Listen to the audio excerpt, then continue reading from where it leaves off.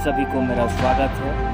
आप देख रहे हैं कि हम एक बोट में बैठे हुए हैं। ये बस्तर जिला के जगदलपुर के से 40 किलोमीटर के दूर में एक बड़ा सा वाटरफॉल है जिसको चित्रकूट कहा जाता है। इंडिया के में जो गिना जाता है सबसे वाइडेस्ट वाटरफॉल जिसको कहा जाता है वो है चित्रकूट। इसको नायगरा भी कहा जाता है। कभी आपका वक्त मिले तो यहाँ आइए। ये एक ऐसी जगह है जो आप एक बार आए तो यहाँ के वाटरफॉल को आप तो इसीलिए अपने फैमिली के साथ, अपने रिश्तेदारों के साथ, अपने दोस्तों के साथ ज़रूर आना इस जगह। मैं भी आया हूँ और मुझे बहुत खुशी